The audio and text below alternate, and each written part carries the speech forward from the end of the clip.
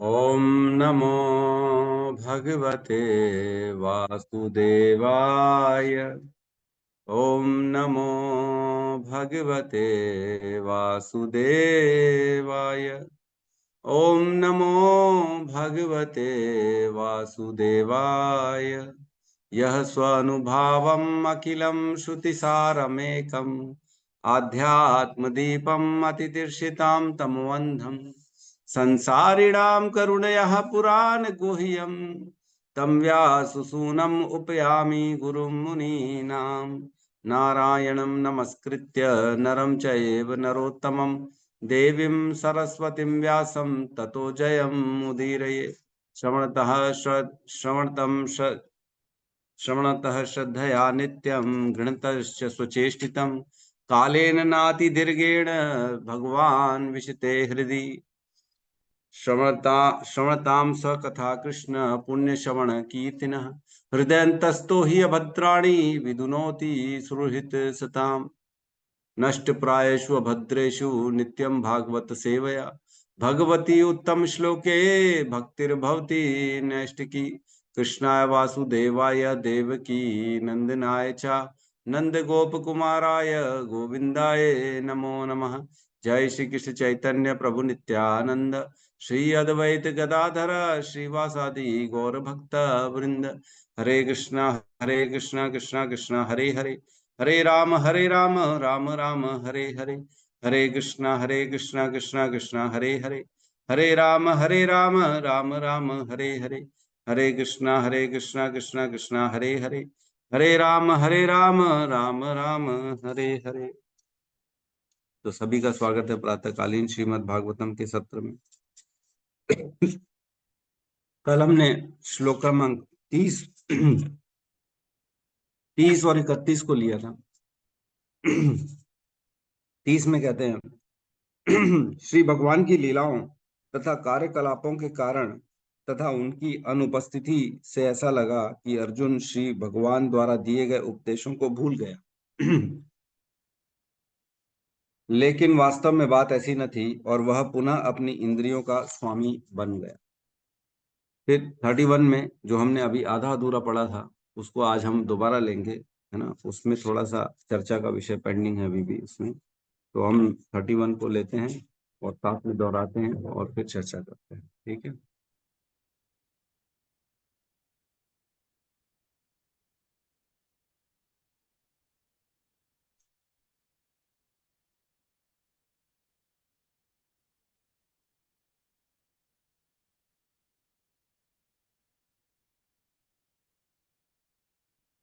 Clear है?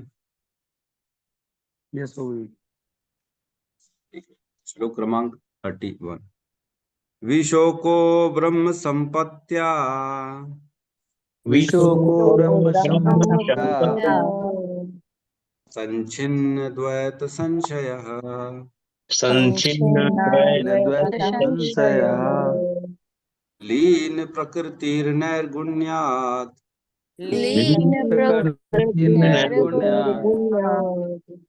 आलिंगत्वाद संभवः संभवा विशोको ब्रह्म संपत्त्या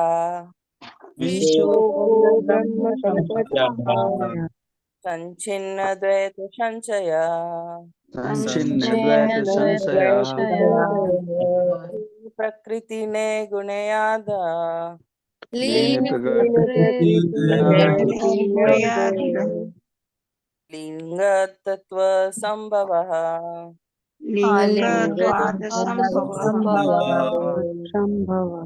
विशोको ब्रह्म संपत्त्या विशोको ब्रह्म संचिन्न द्वैत संशयः संचिन्न द्वैत संशयः लीन प्रकृति नैगुण्यात्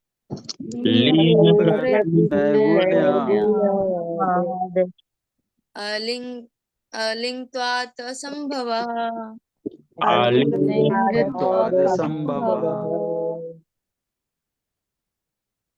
विशोको ब्रह्म संपत्त्या विशोको ब्रह्म संपत्त्या संचिन्न द्वैत संशयः संचिन्न द्वैत संशयः लीन प्रकृतिर्नैगुण्यात्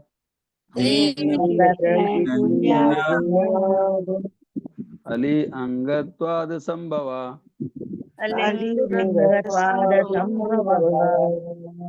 हरे कृष्ण। आध्यात्मिक संपत्ति से युक्त होने के कारण उसके द्वैत के संशय पूर्ण रूप से छिन्न हो गए। इस प्रकार वह भौतिक प्रकृति के तीनों गुणों से मुक्त होकर आध्यात्म में स्थित हो गया।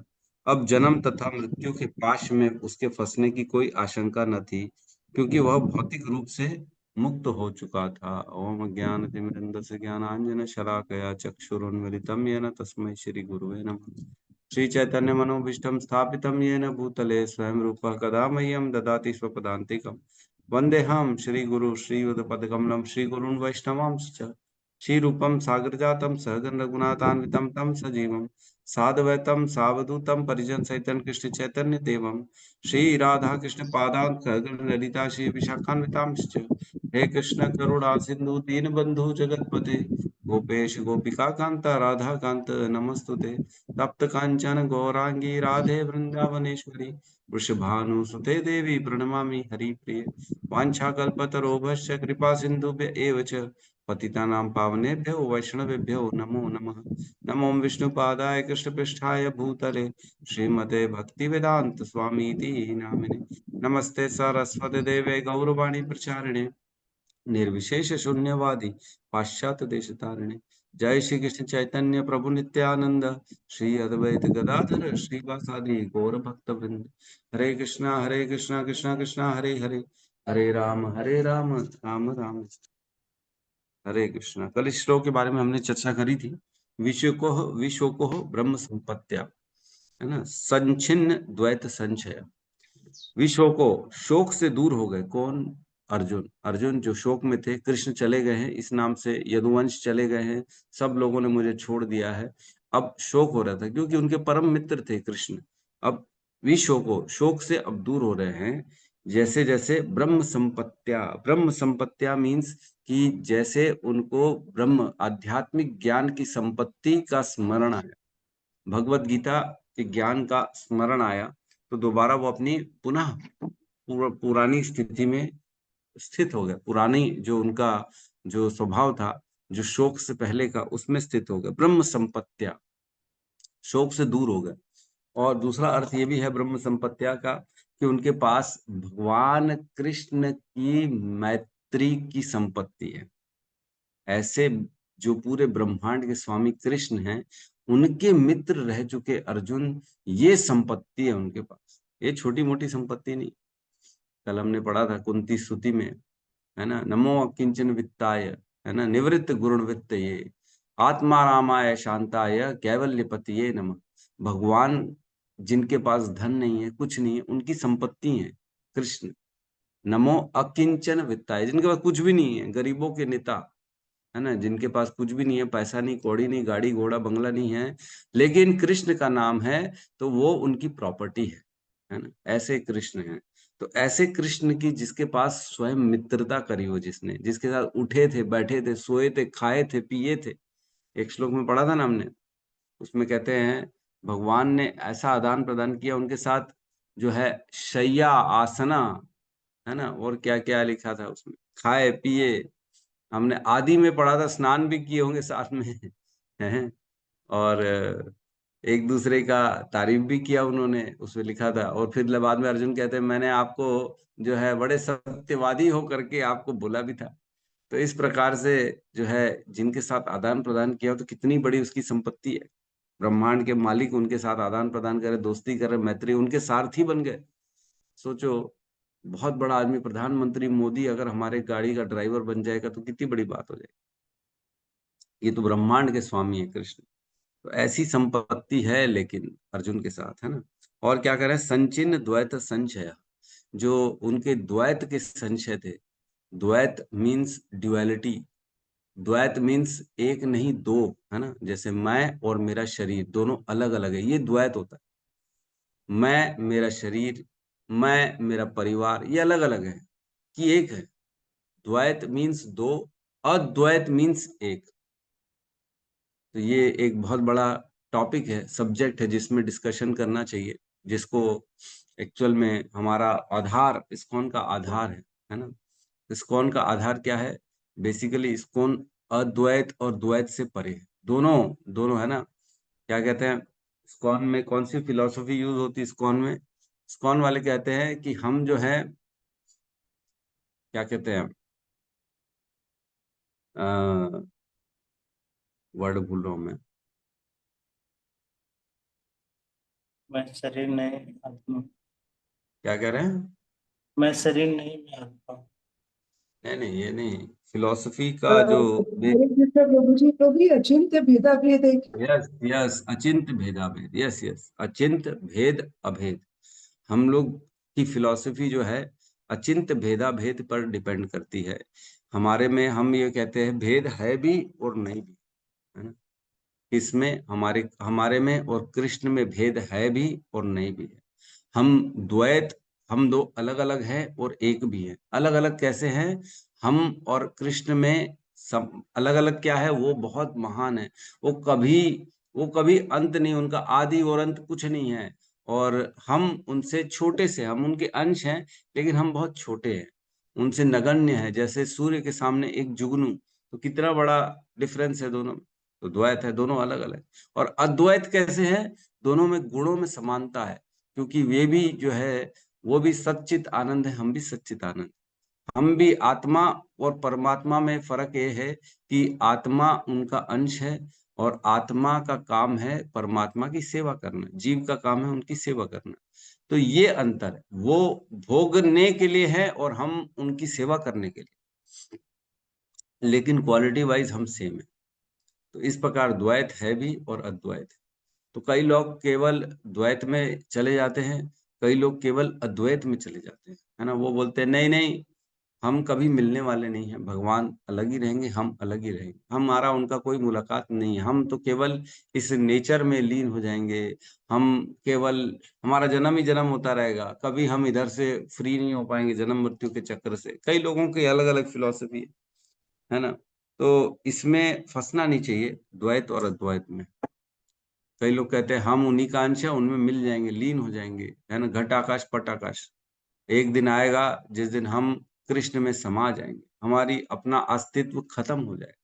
तो ऐसा कभी नहीं होने वाला कि हमारा अस्तित्व खत्म होने वाला। आत्मा का संशय, हमेशा आत्मा की आइडेंटिटी अलग बनी रहती है। हमने भगवत गीता में पढ़ा है। तो बेसिकली संशय यह है कि पूर्व में पहले परस्पर भगवान के साथ उन्होंने मैत्री का संबंध स्थापित किया, लेकिन अब जो है वो दूर हो गए, इसलिए उनके अंदर संशय है और इसलिए डाउट है, इसलिए दुख है अर्जुन के अंदर। वस्तुतः कृष्ण और अर्जुन में भेद नहीं है, अब वो समझ गए हैं, है ना। अर्जुन को वापस से वही ज्ञान आ गया भगवत गीता का। भगवान कहते हैं समम सर्वेषु भूतेषु तिष्ठन्तम परमेश्वर, समान रूप से सभी के अंदर परमेश्वर के रूप में मैं रहता हूँ, कृष्ण कहते हैं अर्जुन को, है ना। और कृष्ण ने कहा जहां जहां जहां देखो वहां मेरे को देखो, यह पश्यति स पश्यति, जो ये देखता है कि मैं हर कहीं हूँ, वह सही मायने में देख रहा है। तो अब दोबारा उनको 35 साल के बाद वो याद आया, अब अपने आप की स्मरण को वो दोबारा बना रहे हैं और कृष्ण के स्मरण में जा रहे हैं। तो बेसिकली अगर हम अपने ऊपर ही चर्चा करें तो द्वैत में आता है कि मैं ये शरीर हूं, कि मैं देखो संशय क्या क्या आते हैं, द्वैत के संशय क्या है? मैं, मेरा शरीर, ये दोनों, हम दोनों में संबंध क्या है? मेरा और मेरे शरीर के बीच में क्या संबंध है? मेरा और मेरे परिवार के बीच में क्या संबंध है? मेरा और मेरी संपत्ति, इसके बीच में क्या संबंध क्या है? क्या मेरी संपत्ति मेरी है? ये प्रश्न हमेशा पूछना चाहिए। क्या आज जो मेरे को दिया गया है वस्तुएं या जो पद प्रतिष्ठा दी गई है, क्या ये हमेशा मेरे साथ रहने वाली? ये क्या मेरी है? मेरी अर्जित की हुई है क्या? क्या ये कभी छूट सकती है कि नहीं छूट सकती? तो ये शरीर भी हमारा नहीं है। हम जानते हैं हमारे बचपन वाला शरीर आज नहीं रहा, कहाँ गया वो बचपन वाला शरीर? तब भी हम सोचते थे कि ये मैं हूँ, आज भी हम सोचते हैं कि मैं हूँ। शरीर परिवर्तन हो चुका पूरी रूप से, शक्तियां परिवर्तन हो चुकी है हमारे शरीर के अंदर, फिर भी हमको लगता है ये शक्ति मेरी है। बिना बताए, बिना पूछे, बिना परमिशन लिए ये शरीर हमारा चेंज हो गया। हमारे अंदर की बुद्धि चेंज हो गई है, हमारे अंदर की शक्तियां चेंज हो गई है। पहले जो ज्यादा शक्तिमान थे अब कम हो गए, निर्बल होते जा रहे।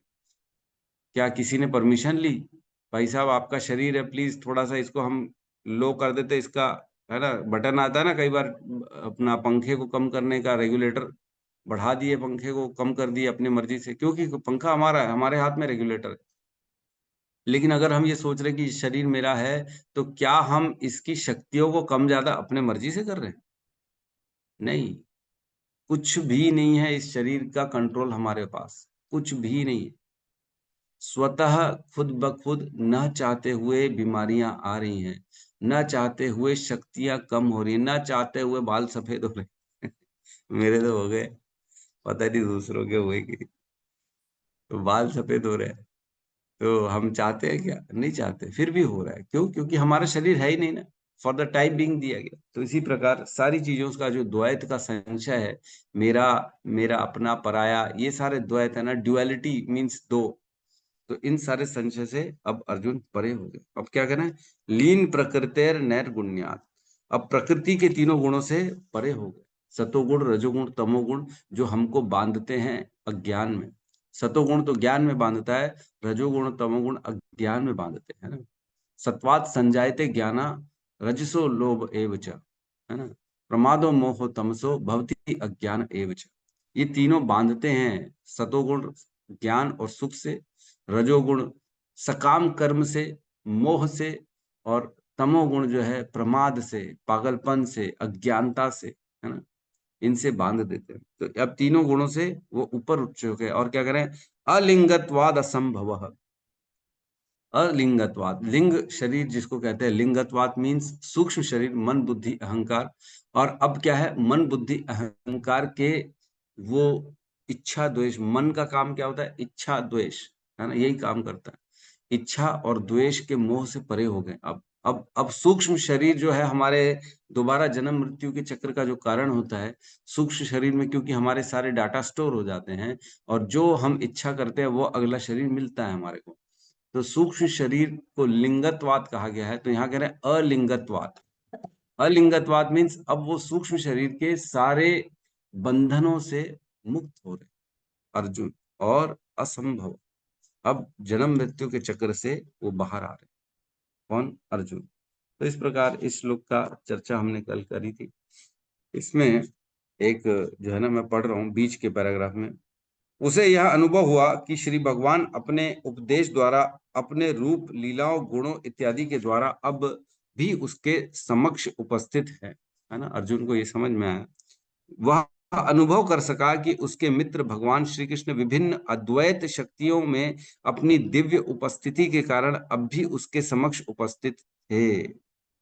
भगवान की अद्वैत शक्तियां जो भगवान से कभी अलग नहीं होती हैं, भगवान की शक्तियां, है ना, सारी शक्तियां, जैसे भगवान की अंतरंगा शक्ति, बहिरंगा शक्ति, माया शक्ति, ये सारी भगवान की शक्तियां जो काम कर रही हैं, जो इस प्रकृति को चला रही हैं। अगर कुछ भी प्रकृति में हो रहा है तो ये भगवान की शक्ति से हो रहा है। तो वो देख पा रहे थे कि जो भी है भगवान की उपस्थिति तो है मेरे आमने सामने। क्या हम फूल देख के भगवान का स्मरण करते हैं? क्या हम सूर्य देख के भगवान का स्मरण करते हैं? भगवान ने कहा है ना, सूर्य मैं हूं, मेरी आंखें हैं सूर्य। चंद्रमा कौन है? मेरी आंखें। तो क्या कभी हमको स्मरण होता है? तो अब अर्जुन का लेकिन हर जगह, हर कहीं देख के भगवान का स्मरण हो रहा है, क्योंकि हर कुछ जो हो रहा है भगवान की शक्ति से हो रहा है ना। भगवान से अभिन्न है उनकी शक्ति। और कह रहे हैं, और देश काल के प्रभाव के अंतर्गत शरीर का एक और परिवर्तन द्वारा श्री भगवान की संगति को प्राप्त करने का प्रश्न ही नहीं था। परम ज्ञान प्राप्त करके मनुष्य इस जीवन में भी श्री भगवान का निरंतर संगति में रह सकता है, यदि वह केवल परमेश्वर का श्रवण, कीर्तन, चिंतन या पूजन करे। तो भगवान का श्रवण, पूजन और चिंतन करने से हर समय हम भगवान की संगति करते। जब जब भगवान का नाम लेते हैं, हरे कृष्णा कृष्णा कृष्णा हरे हरे, हरे राम राम राम हरे हरे, तो हमने अभी अभी क्या किया, भगवान का संग कर लिया। भगवान और भगवान के नाम में कोई अंतर नहीं है, अभिन्नत्व नाम नाम ही ना, भगवान और भगवान का नाम सेम है, सेम शक्ति। कलयुग में भगवान नाम के रूप में आए, है ना। तो इस प्रकार भगवान का संग कर सकते हैं हम हमेशा, ऑलवेज। ठीक है, तो हम अगले श्लोक में प्रवेश करते हैं।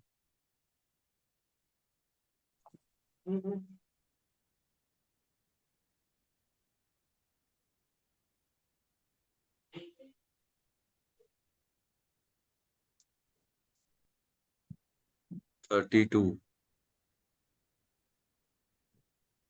क्लियर है? जी जी प्रभु प्रभु। जी। श्लोक क्रमांक 32। निशम्य भगवन् मार्गम निशम्य भगवन् मार्गं मार्ग संस्थां यदुकुलस्य च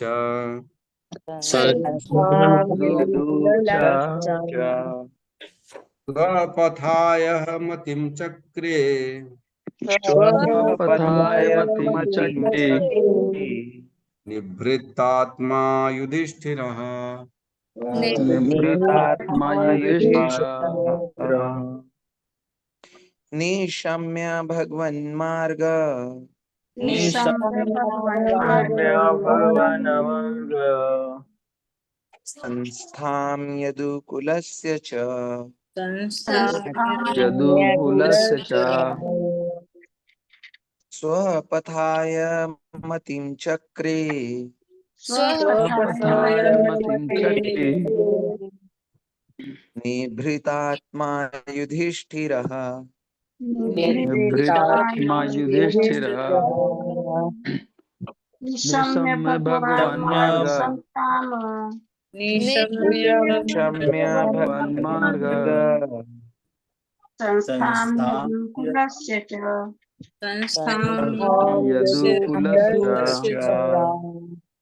स्वपथाय मतिं चक्रे स्वपथाय मतिं चक्रे निवृत्तात्मा युधिष्ठिरः। निभृतात्मा युधिष्ठिरः। हरे कृष्ण। भगवत मार्गम निशम्य भगवन् मार्ग संस्थां यदुकुलस्य च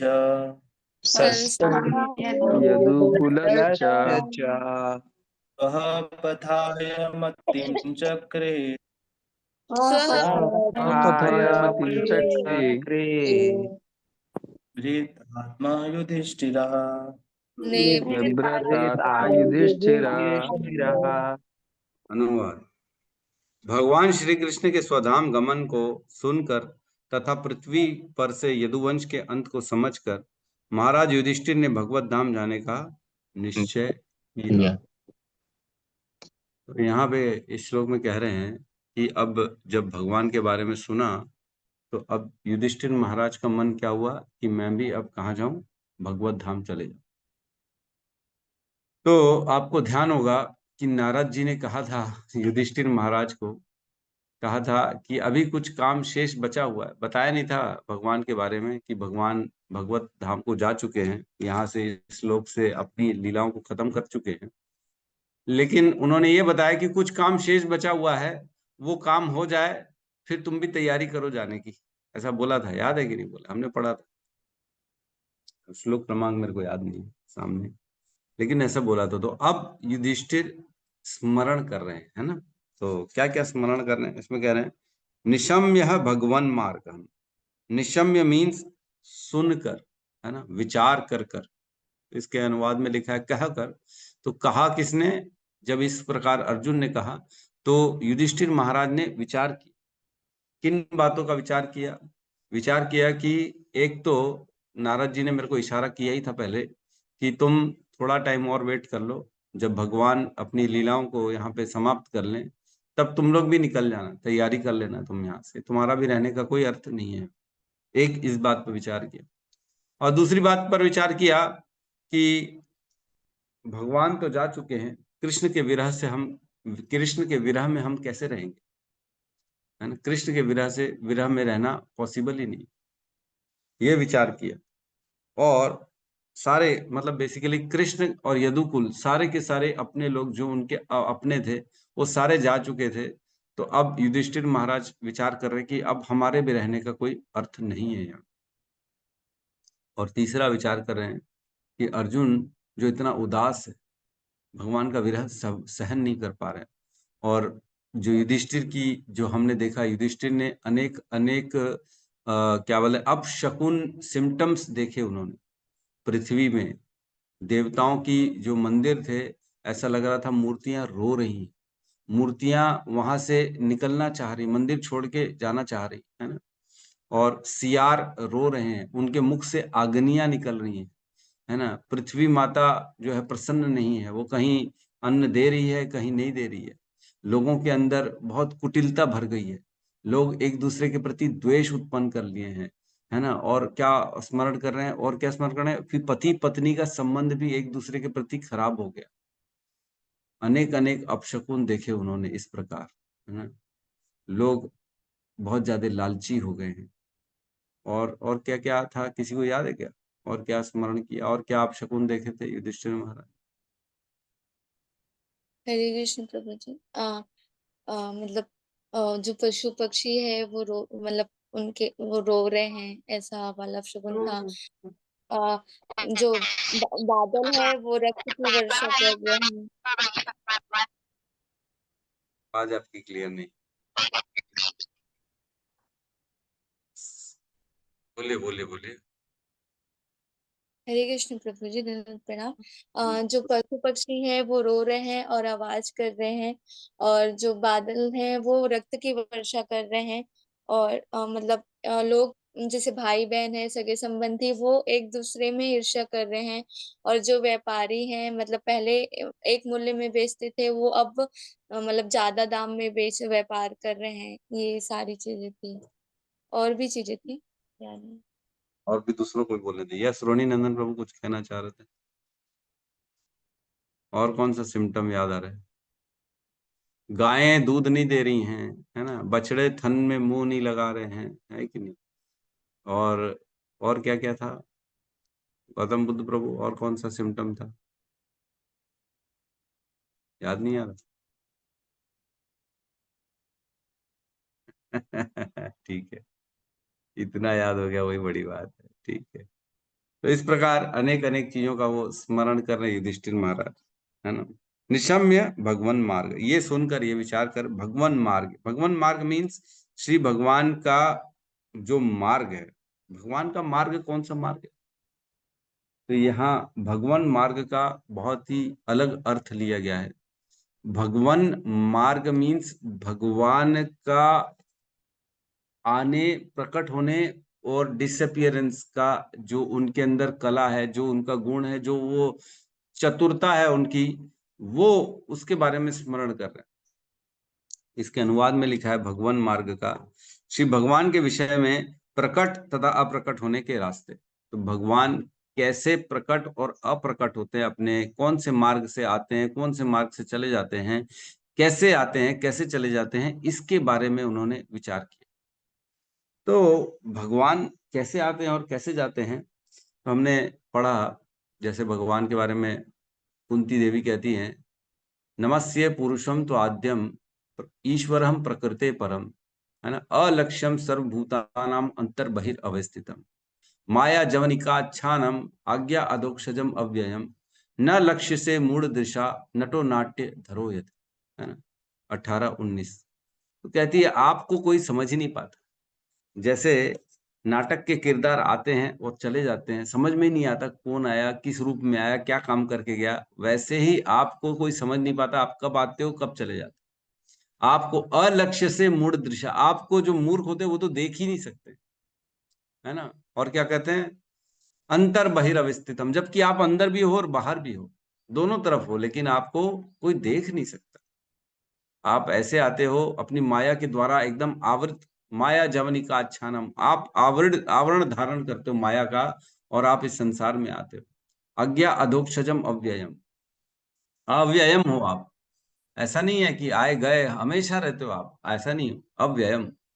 तो इस प्रकार कुंती महारानी ने बताया भगवान के बारे में कि एक नाटक के किरदार के रूप में जैसे आते हैं और चले जाते हैं, किसी को पता ही नहीं पड़ता, वैसे भगवान आते और जाते हैं।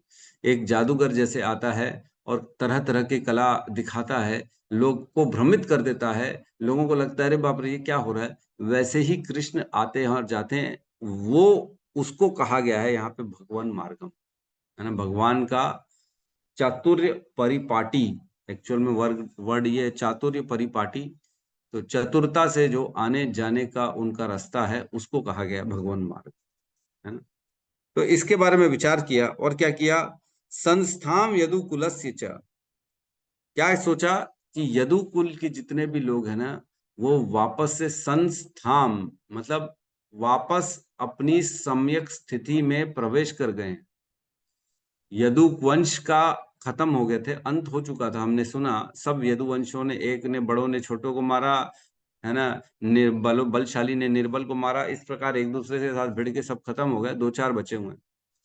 तो क्या जैसे प्रद्युम्न अनिरुद्ध हैं, सांब हैं, ये क्या एक दूसरे का वध करेंगे? ये क्या एक दूसरे को मार देंगे क्या? नहीं नहीं नहीं, एक दूसरे को नहीं मारेंगे, लेकिन ये भगवान की लीला है, जो उनके चतुरता है, जो भगवान का स्किल है, जो भगवान का इंटेलिजेंस है, वो किसी प्रकार से प्रकट और अप्रकट होते हैं। ये लोग मरते नहीं है, एक दूसरे को अंत नहीं करते। तो सारा यदुकुल जो है भगवान की धाम में जा चुका है बेसिकली। वो किसी भी तरीके से आते हैं, कोई भी बहाना बना के, और किसी भी तरीके से चले जाते हैं। हमको समझ में आता है, लोग देखने वाले क्या सोचते हैं, इन्होंने एक दूसरे का वध किया और एक दूसरे को मार दिया। तो युधिष्ठिर जी स्मरण करें, नहीं नहीं नहीं, एक दूसरे का मारा वध नहीं किया है, ये तो वापस से भगवान के नित्य धाम में प्रवेश कर गए, भगवान की लीलाओं में वापस से, जो उनका परमानेंट नेचर है। भगवान जब जब आते हैं अपने पार्षदों के साथ आते हैं, भगवान के साथ हमेशा उनके नित्य जीव जो भगवान के संगी साथी होते हैं वो आते हैं लीलाओं में। तो यदुकुल भी भगवान के नित्य साथी हैं, नित्य, वो हर लीला में भगवान के साथ प्रवेश करते हैं। यहां से निकले तो दूसरे ब्रह्मांड में जहां पे भगवान की लीलाएं हो रही थी वहां वो उनके साथ फिर दोबारा यदुकुल सारे वहां चले गए। तो इसका मतलब ये नहीं वध कर दिया, मार दिया, दारू पी लिए, ये सब मतलब नहीं है। ये मतलब तो भगवान लोगों को दिखा रहे हैं, है ना, ना हम सर्वस्य, ना हम प्रकाश सर्वस्य योग माया समावृता। भगवान अपने आप को प्रकाशित नहीं करते, योग माया से ढके रहते। मूढ़ो अयम ना अभिजानाति लोकम हम अजम अव्ययम। लोग बेवकूफ जो होते हैं वो नहीं समझ पाते कि भगवान तो संसार के पूरे ब्रह्मांड के मालिक। लोग क्या सोचते हैं, अरे भगवान आए, शरीर लिया, पैदा हुए और मर गए। वैसे यदुकुल भी आए, शरीर में पैदा हुए और आपस में लड़ भिड़ के मर गए। तो ये ऐसा है नहीं, दिखने वाले लोगों को ऐसा दिख रहा है, परंतु एक्चुअल में जो भक्त हैं, जो ज्ञानी हैं, वो जानते हैं कि ये नित्य भगवान के संगी साथी हैं और हर ब्रह्मांड में हमेशा भगवान के साथ उनकी लीलाओं में वो उनका योगदान करते रहते हैं, देते रहते हैं। तो इस संसार को छोड़ के कहाँ चले गए वो, भगवान के आध्यात्मिक संसार में या अनेक अनेक ब्रह्मांडों में जहां भगवान की लीलाएं चल रही थी वहां प्रवेश हो गए। जैसे भीष्म पितामह है, उन्होंने अपना जो है छोड़ दिया शरीर, तो वो मर गए। अब लोगों ने बोला भगवान का स्मरण करके उन्होंने गए तो उनकी गति ऐसी हो गई। तो भगवान का स्मरण ये जितने नित्य जीव है ये करते ही है। जैसे भगवान हमने जाना द्वारका में प्रवेश हुए तो यदुकुल कैसा पूरा प्रसन्न हो गया, पूरे द्वारका को सजा डाला, हर घर घर के बाहर कलश रखा गया, तोरण लगाया गया, पूरे रोडों को साफ किया गया, परफ्यूम इत्र लगाया गया, फ्लावर छिड़काए गए, स्तुतियां करी गई भगवान के आगमन में। तो ये क्यों हो रहा है? क्योंकि ये हमेशा भगवान के नित्य साथी। वो कह रहे हैं ना, आप आए हैं तो हमको ऐसा लग रहा है जैसे हम अनाथ से सनाथ हो गए। आप आए हैं तो आपके कारण हमारा यश है, आप आए हो तो हम, हमारा जीवन केवल आपके कारण है।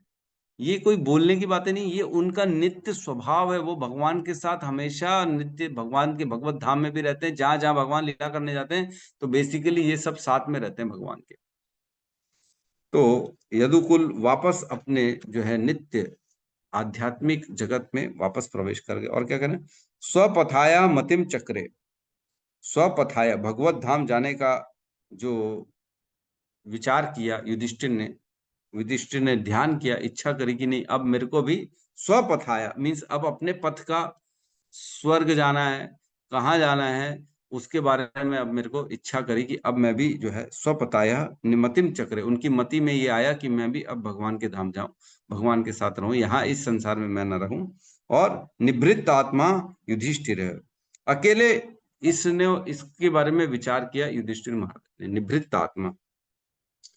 तो इस प्रकार उन्होंने विचार किया। तो इसमें कुछ चीजें कही गई हैं कि जैसे भगवान के धाम जाना, स्वपथाया मीन्स स्वर्ग नहीं जाना चाह रहे युधिष्ठिर, क्योंकि स्वर्ग के लोग तो हमने पढ़ा था स्वयं युधिष्ठिर के काल में उनके शासन में आने की इच्छा रखते थे, इतना उनका सुशासन था, है ना।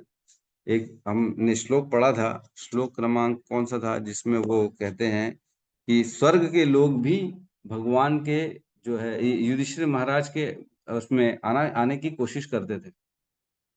मैंने लिखा था कहीं पे श्लोक क्रमांक, ठीक है ध्यान नहीं आ रहा, दिख नहीं रहा। हाँ 1:12:6:5, 1:12:1.12.5 और 6, इसमें हमने पढ़ा था इवन जो स्वर्ग के देवी देवता होते हैं वो भी चाहते थे कि हम आए मिले इनके शासन में।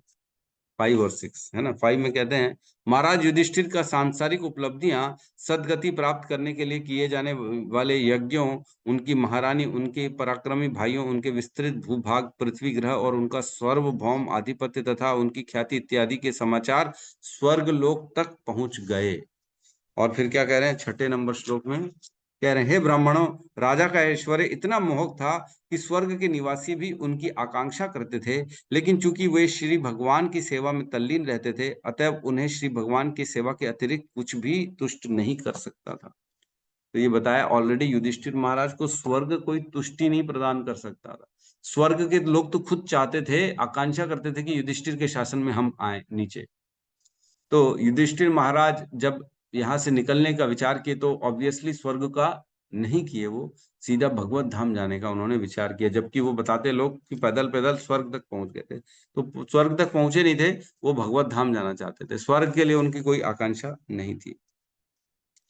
तो बेसिकली इस श्लोक से एक बहुत इंपॉर्टेंट मैसेज डाला प्रभुपाद ने इसके तात्पर्य में। एक श्लोक हमने भगवत गीता का पढ़ा है, उसमें कहते हैं जन्म कर्म च मे दिव्यम एवं यो वेति तत्वतः त्वक्त्वा देहम पुनर्जन्म नेति ममेति सो अर्जुन, 4.09 भगवत गीता। उसमें कहते हैं भगवान अर्जुन को कि हे अर्जुन, जो मेरे जन्म और कर्म के दिव्य कार्यों को समझ जाता है, जन्म कर्म च मे दिव्यम एवं यो वेति तत्वतः, उसको तत्व से अच्छे से जो समझ जाता है कि मैं कैसे जन्म लेता हूं और कैसे कर्म करता हूं, कृष्ण के जन्म और कृष्ण के कर्म को जो समझ जाता है, त्वक्ता देहम न त्वक्ता देहम नेति ममेति सो अर्जुन, वो दोबारा इस संसार में जन्म नहीं लेता। जो जान जाता है कि भगवान का जन्म और कर्म दिव्य, कैसा दिव्य है, तत्व से समझ जाता है।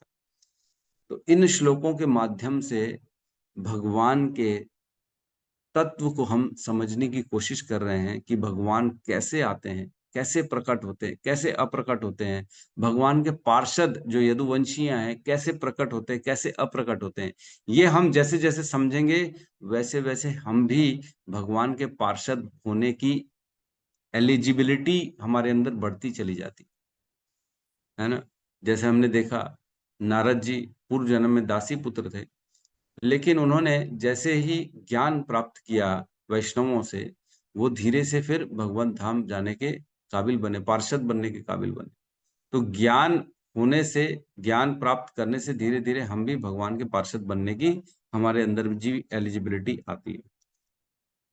कम से कम वो नहीं तो जन्म कर्म से तो दूरी हो जाएंगे, है ना। पार्षद बने ना बने, कम से कम जन्म मृत्यु से तो परे हो जाएंगे, जो जो भगवान के ये सारे दिव्य कार्यों को समझता है। और इसके तात्पर्य में बहुत इंपॉर्टेंट लिखा है, मैं पढ़ रहा हूं। आध्यात्मिक आकाश में श्री भगवान तथा उनकी दिव्य प्रेममयी सेवा में निरंतर लगे रहने वाले सभी मनुष्य सदैव तरुण बने रहते हैं, है ना। उसमें कहा है जो भगवान के साथ, भगवान के आध्यात्मिक आकाश में रहते हैं, उनके सेवक, वो निरंतर हमेशा तरुण मतलब जवान बने रहते हैं, वो कभी बुढ़े नहीं होते हैं। क्योंकि वहां बुढ़ापा, वहां ना बुढ़ापा है, न रोग, न मृत्यु, वहां कभी रोग भी नहीं है, न बुढ़ापा है, न मृत्यु है। कहाँ? आध्यात्मिक वैकुंठ लोक में, भगवान के नित्य धाम में। क्योंकि वहां मृत्यु नहीं होती, अतः वहां जन्म भी नहीं होता। इसलिए निष्कर्ष यह निकलता है कि एकमात्र श्री भगवान के प्राकट्य तथा तिरोधान को समझ लेने पर मनुष्य जीवन की सिद्ध अवस्था प्राप्त कर सकता है, क्योंकि वहां जन्म भी नहीं है, मृत्यु भी नहीं है। भगवान के आध्यात्मिक धाम में न जन्म है न मृत्यु है। किसकी? न केवल कृष्ण की, बल्कि उनके सारे पार्षदों की, उनके सारे सेवकों की भी जन्म और मृत्यु नहीं होती है वहां। प्रभु जी, जन्म भी नहीं होती, मृत्यु भी नहीं होती, काल भी नहीं होता। अरे क्या समझा रहे हो, हमारे पल्ले तो कुछ पढ़ नहीं रहा। जन्म ही नहीं होता वहां, और आप कहते हो एक दिन वहां जाना है। जाएंगे, जन्म नहीं होगा तो कैसे वहां प्रवेश करें? अरे जन्म नहीं होता वहां, प्रकट अप्रकट होता है। एक बार वहां चले गए, न तद्भास्यते सूर्यो न शशांको न पावका यद गत्वा न निवर्तन्ते तद धामम परमम मम। भगवान कहते मेरे धाम में न सूर्य है न चंद्रमा है, लेकिन एक बार जो प्रवेश करते हो फिर वो कभी भी वापस नहीं आता। लेकिन वापस तो आ रहे हैं, यदुवंशी आ रहे हैं, है ना, भगवान के अनेक अनेक पार्षद आ रहे हैं। अरे आ रहे हैं, लेकिन वो यहाँ पे भी हैं और एट द सेम टाइम वहां पे भी, वहां पे भी रहते हैं, यहाँ पे भी रहते हैं। वो भगवान जहां जहां जाते हैं भगवान के साथ वो लोग आ जाते हैं हमेशा। उनके लिए वैकुंठ वही जगह है जहां भगवान, तो भगवान का साथ कभी नहीं छोड़ते वो। तो भगवान के पार्षद भगवान के साथ हमेशा रहते हैं, है ना। हम भी बन सकते हैं, थोड़ा सा बस समर्पण की जरूरत है। अतः महाराज युधिष्ठिर भी भगवत धाम वापस जाने के विषय में सोचने लगे। श्री भगवान पृथ्वी पर या अन्य किसी लोक में अपने पार्षदों के साथ प्रकट होते हैं, जो उनके साथ नित्य निवास करते हैं, और यदुवंश के सभी सदस्य जो भगवान की लीलाओं में सहायक बने रहे, उनके पार्षद ही थे। उसी प्रकार महाराज युधिष्ठिर, उनके भाई तथा उनकी माता इत्यादि भी उनके नित्य पार्षद ही थे। न केवल युधिष्ठिर, न केवल यदुवंश, सारे पांचों पांडव भी भगवान के पार्षद थे, और कुंती महारानी भी भगवान की पार्षद है। ये समझना पड़ेगा हमारे को, है ना। क्योंकि भगवान तथा उनके पार्षद का प्राकट्य तथा तिरोधान दिव्य होता है, अतः प्राकट्य तथा तिरोधान के बाह्य लक्षणों से किसी को मोहग्रस्त नहीं होना चाहिए। बाह्य तरीके से दिख रहा है कि यदुवंशी दारू पी के मार रहे हैं एक दूसरे को, अरे रे रे, ये तो गंदा काम कर रहे हैं, इनको तो अधोगति मिलेगी, इनको तो नरक जाना पड़ेगा, ये दारू पी के एक दूसरे को मारा इन्होंने। तो ये किन के लिए है? ये बद्ध लोगों के लिए, जो मूर्ख हैं, जिनको भगवान हमेशा अपनी शक्ति से भ्रम में डालना चाहते हैं, ये उनके लिए है। लेकिन जो भगवान के दिव्य ज्ञान को समझना चाह रहे हैं, भगवान के तत्व को समझना चाह रहे हैं, वो जानते हैं कि ये सब भगवान के नित्य पार्षद हैं, और ये सब चीजों में केवल दिखावा है बाहरी लोगों को ये कंफ्यूज करने के लिए, है ना। अब जानन्ति माम मूढ़ा मानुषिम तनु आश्रितम परम भावो अजानंतो मम भूत महेश्वर। अब जानन्ति माम मूढ़ा, मेरे को बेवकूफ लोग नहीं जान सकते। अब जानन्ति माम मूढ़ा मानुषिम तनु आश्रितम, उनको लगता है मैं तो मनुष्य का तनु शरीर लेके आया हूं इस संसार में। परम भावो अजानंतो मम भूत महेश्वर, मैं तो परम हूं, सबसे ऊपर हूं, और इस पूरे संसार का भूत महेश्वर, ईश्वर हूं मैं इस पूरे संसार का। तो ये नहीं समझ सकते लोग। तो ऐसा लोगों के सामने बाह्य दृष्टि से प्रकट हो रहा है कि भगवान अपने आए और यदुकुलों ने मारा एक दूसरे को, पांडव भी आए, बेचारे सहन किए, फिर बेचारे दुखी हुए, फिर द्रौपदी के साथ वो भी चले गए, कुंती महारानी भी परेशान हो गई थी, बच्चों का विरह, ये वो ये सब। फिर कहते हैं कुंती महारानी भगवान की विजया शक्ति है, कुंती महारानी कृष्ण की विजया शक्ति है। भगवान की अनेक शक्तियां हैं, है ना, उनमें से एक विजया शक्ति, और वो ही शक्ति का स्वरूप कुंती महारानी है। तभी कुंती महारानी की स्तुति में हमने देखा कि भगवान से कहते हैं मेरे को पूरा, मेरे को दुखी दो, दुख दो, विपदा तू शाश्वत विपदा तू, क्या आता है जो श्लोक आता है उसमें, कहते हैं हमारे को विपत्तियां दो, अनेक अनेक विपत्तियां दो हे कृष्ण, बस विपत्ति दो ताकि हम आपके साथ रहें हमेशा, है ना। उसमें कहती हैं विपद संतु त शाश्वत तत्र तत्र जगत गुरु भगवतो दर्शनम यत स्याद पुनर्भव दर्शनम। जितनी विपत्तियां देनी है दो, जितनी है मेरे को सारी दो, लेकिन आपका दर्शन होता है। आपके दर्शन से क्या होता है? जन्म मृत्यु के चक्र से आदमी पारे रहता है। इसलिए मैं आपका दर्शन करना चाहती हूँ, और जितनी विपत्तियां हमेशा दो, शाश्वत दो, कभी भी छोड़ो मत मेरे को विपत्तियों से। तो ऐसा कौन साधारण व्यक्ति बोल सकता है क्या? नहीं बोलता। कुंती महारानी भगवान की विजया शक्ति है, वो उनकी पार्षद है बेसिकली। वो नित्य धाम से, वहीं से आई है, आध्यात्मिक जगत से आई है भगवान के लिए, उनकी लीलाओं में पार्टिसिपेट करने के लिए। ठीक है, तो यहाँ पे मेरे को ऐसा लग रहा है कि हमारा उद्देश्य जो था इस श्लोक के माध्यम से समझना कि भगवान और भगवान के पार्षदों को तत्व से जानना, ये हमारा उद्देश्य था। तो मेरे को ऐसा लग रहा है कहीं हद तक हम सब सफल रहे होंगे। नहीं हुए होंगे तो अब आप लोग तात्पर्य पढ़ लीजिएगा, वीडियो दोबारा देख लीजिएगा, तो और क्लैरिटी बन जाएगी। यहाँ पे किसी का कोई प्रश्न है तो हम ले सकते हैं। हरे कृष्णा हरे कृष्णा कृष्णा हरे कृष्ण हरे कृष्ण हरे, कृष्ण हरे हरे हरे हरे राम राम हरे राम राम, हरे हरे हरे हरे हरे समस्त भक्त वृंद की जय। जय जगत गुरु श्रील प्रभुपाद की पाद की जय। जय। गौर प्रेमानंदे। हरि हरि बोल। हरे हरि हरि हरि बोल बोल हरि हरि बोल हरे हरि कृष्णा हरि प्रभु जी दंडवत प्रणाम। हरे कृष्णा बहुत बहुत प्रभु जी धन्यवाद दंड प्रभु प्रणाम। जी। हरे कृष्ण प्रभु जी धन्यवाद प्रणाम। बहुत बहुत धन्यवाद प्रभु जी। कोटि कोटि धन्यवाद प्रभु जी। हरे कृष्ण।